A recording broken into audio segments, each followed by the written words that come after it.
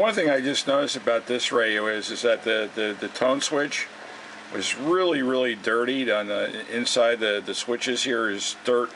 So, you know, just what I'm doing is I'm just taking a toothbrush and I've sprayed some simple grease on it. And I'm just going to clean these guys off a little bit. And then when the radio goes back in the case, we get the case all nice, cleaned and detailed. It'll really look sharp, you know. Little detail things like this kind of make the difference, I think, anyway. Okay, we got them nice and clean. And basically we got to put the dial glass back on. Just reverse the pecking order that you took it off. Just slide it up under the dial string. Okay, get it in place. Put your 2 bottom screws in first.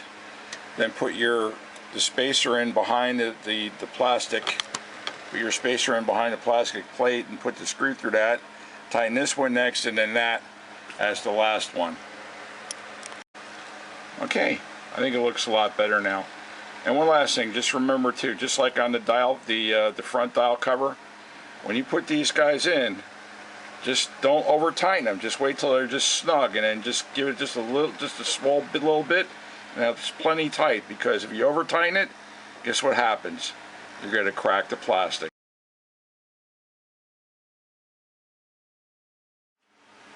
Okay, here's a junk chassis out of my radio boneyard pile.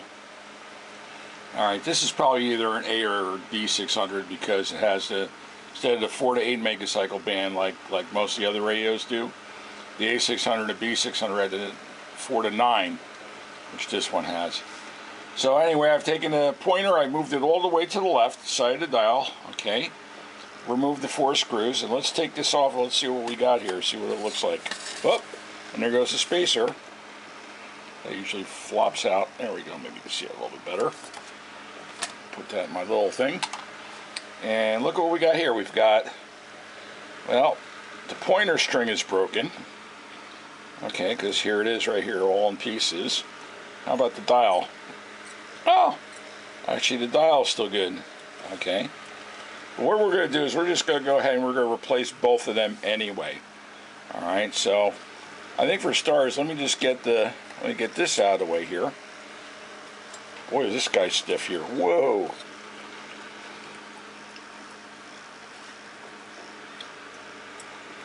Oh, I see what happened here. Looks like they made 2 strings out here. They had a separate pointer and a separate, okay. Oh, I see. I see what's going on. There's actually, you know what, I forgot. There's actually, well, this one actually has 3 strings on it. We'll do all 3. Alright, so first let's take a look at the schematic just to verify if this is correct or not. Okay, I've got a paper copy of a Sam's Photo Fact here for the L600. If you see here, it is showing 3 different dial strings here. So what we got here is the one that's, here, let me get a pointer. The one that's going down to the actual manual tuning. Alright, so it looks like we've got 2.5 turns around here, up and around here, and then it's on a spring. Got a second cord that's going out this way here, and then a third cord going out to the indicator. So I think we're just going to start fresh and we're just going to do all 3. Okay, so here's the spring for the dial pointer. The dial pointer is still hooked up to this. Alright, so here's the dial pointer. It's all threaded back there, and here's a spring for that. I'll put that off to the side. And now, let's see. That's the string for the indicator, well, actually for this mechanism to turn. We'll just go ahead and take this, cut it off. Get this off of here. Okay, get that out of the way. And then last but not least, for the tuner. Alright, so let me do this. take this.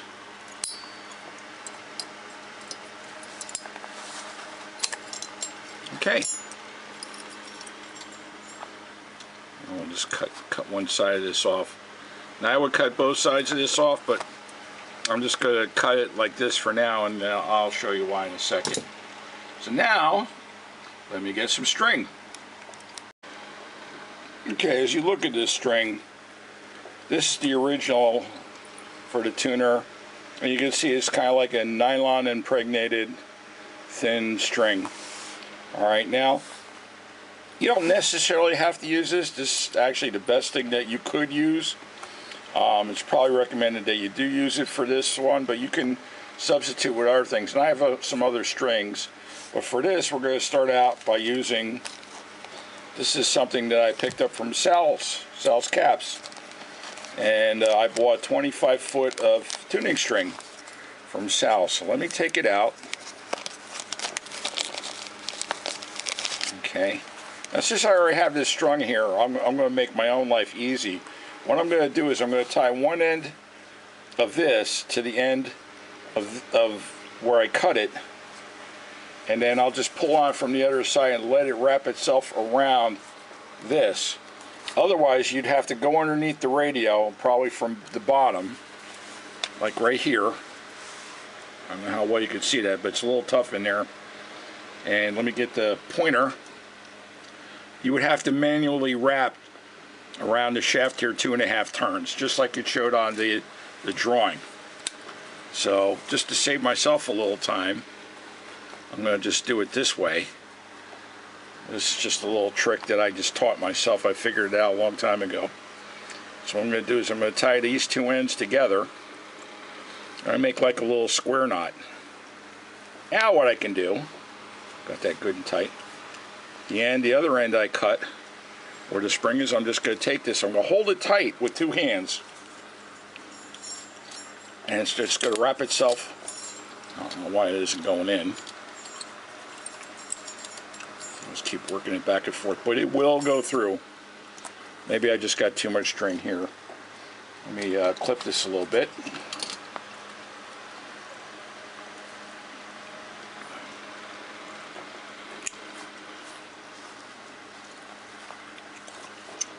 I think it's just hanging up on the knot. Hey, come on. Come on now, don't do this to me. There it goes. Uh-oh. And look. Alright. Well, that didn't go so hot now, did it? Now I've got to go underneath of it and do it by hand. So, anyway, here goes. Okay, I have to start in from the top here. And I don't know how well you can see that. You see it's starting to come in from the bottom. I'll grab it. I have to get this guy to go around here a couple times, 2.5 times. Just like it said in the string diagram. Okay, that's one.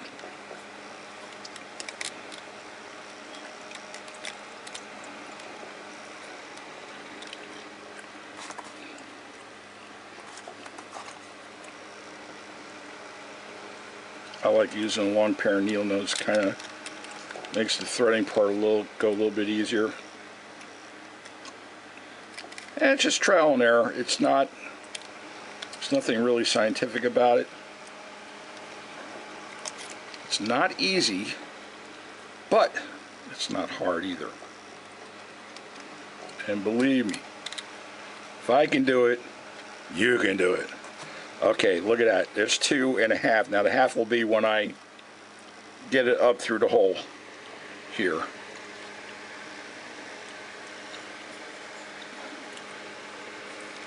Okay, and I got it. So there's our 2.5 turns on the shaft. All right, let's go back to the top of the radio.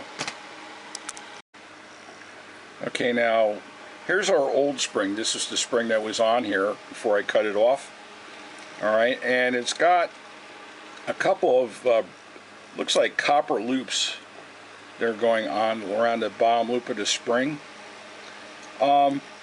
It's not, what these copper loops were basically just a way that you can compress the spring. They had like a little slot into it, and then you can compress it to put that on there.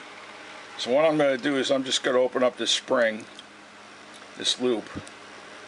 I'm going to just take them off like so. Okay, so now you just have a naked spring. Oh my God, it's naked. Ah, naked as a jaybird. So now what we're going to do is we're going to take the end, one end of this string, and we're going to just tie it around this loop. Okay. So now you're probably thinking to yourself, well, how is it you're going to retain that on there? And you can remember from my little, here we go. You see that a little better. Okay, that's one knot. And I'm going to put, just going to go with a second knot on here like I did before. The other one was a square knot. I'm just going to just do a double, I think they just call this a double half hitch. Or you just put just 2 knots on there. It's nothing spectacular, okay? Now, how am I going to keep that from slipping apart like I had before? All right, now, this is what I do. I take Horrible Freight glue. And I will just take and put a small dab on that knot. Of course, I have to get it out of there. There it goes. Like so. And now what I'll do is I'm going to leave that sit and dry for about 5 minutes, and then we'll finish the rest. I'll just let it hang there and dry for a few minutes. Okay, now the next step is I've taken the string and I've kind of run it around the loop here, and we figured out it's supposed to go out of this little hole here. So the next thing we have to do is figure out just how much string we're going to need, because we're going to bring this string through the hole. Oop, just fell off. And trust me, these things are going to happen as you do this. Okay, so it's got to go through that loop, and then eventually this loop here, where I got my needle nose, is going to go and get put on this clip. So we want to have a little bit of spring tension here, and we also have to figure out just how long we want this to be.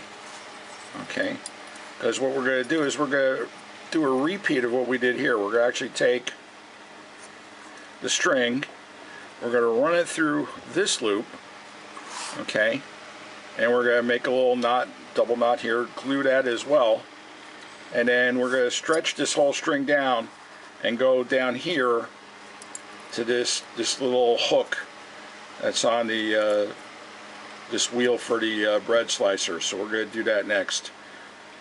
Now, to figure out just how long you got to make it, I have a way of doing this here. Let me get this back up here.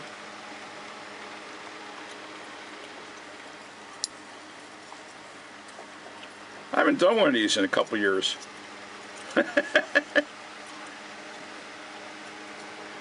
It's fun, but it's a little frustrating, so it's okay. If you get frustrated, this is a normal thing. Okay, so basically, I guess where I got my fingernail here on my, oh, here, I'll just use my index finger, which I'm not supposed to do.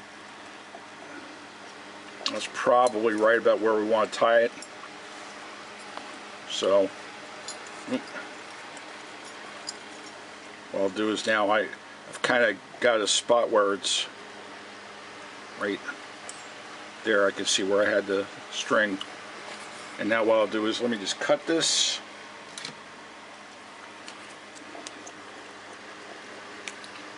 Make sure you don't cut it too short. Okay.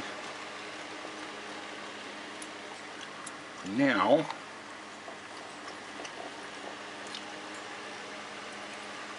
put a double knot on this one. First, you know what I like to do is maybe I'll just have the one knot on here first. Go around. Let's see what it looks like. And that way, if I have to make it longer or shorter, I can adjust as such.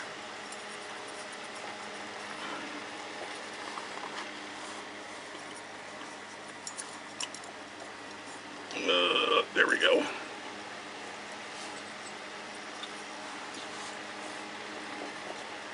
Okay, that's probably a little bit on the short side, but it's not awful. We can adjust that a little bit. There we go. I just pulled on it. Get it back on here. Let's see what that looks like. Whoop.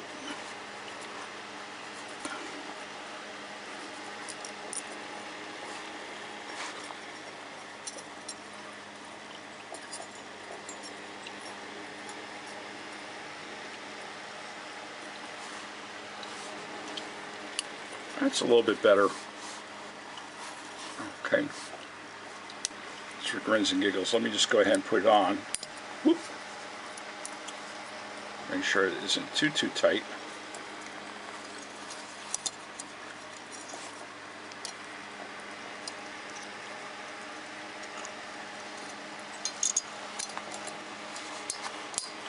There we go. I think that's going to be all right. Okay. So now, so this knot won't slip, again, just put a little dab of glue on it.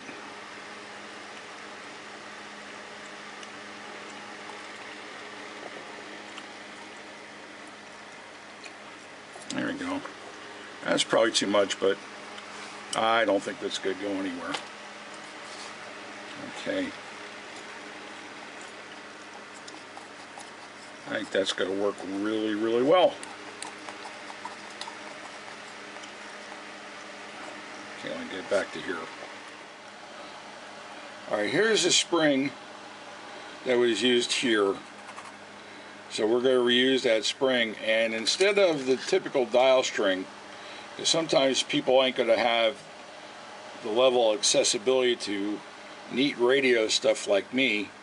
And here's the original string. This is kind of like this and the pointer almost look like the stuff that they used to use in the bakery. You know, like this stuff for tying up say a box of with a cake or a pie or something in it. You know, remember they used to use them in bakeries. So I have this stuff, and this can be found in hobby shops. This is leather rope, and it's very, very inexpensive. I think I only paid $1 or $2 for this. I was with Miss RW one day. And we're going to take the last 2 strings and wrap it with this, and just so you can see, you could use, there is substitutes that you can use. So let me start stringing this guy up like they have here in the picture. Alright, now you see the positions I have here now. The bread slicer is closed. I've got this one where the opening is right around 10 o'clock or so.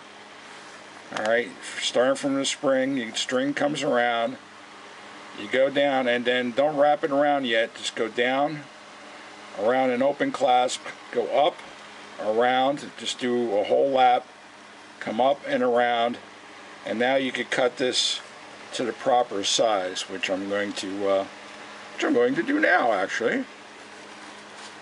We've got the second string on, and now you can see everything's turning together rather nicely. Alright, now all that's left is the dial string, or the dial pointer I should say, dial string. Okay, now the third and last dial string. Looks like it should be fairly straightforward. Okay, we've got the 3 pulleys on the back, and then now we're going to go around the outside of this. Now we just did the inside, but now we're going to do the outside, and it looks like it also goes an extra turn on here too. So let's have at it. Alright, boys and girls, it's taken me about 45 minutes to get to this point, but basically I've got it similar to this. One thing you want to be sure of is that I'm holding on to this because this isn't turned, is that when you're turning the tuning indicator, you see how the bread slicer is moving? You see the direction of the string? If you got that string going in the opposite direction of where you're turning it, you've got it the wrong way. Okay? So basically all I gotta do now is come down. I gotta take that the spring back off of here, take some tension out of everything, and then I'm going to shorten it up, tie a knot in there, and we should be good.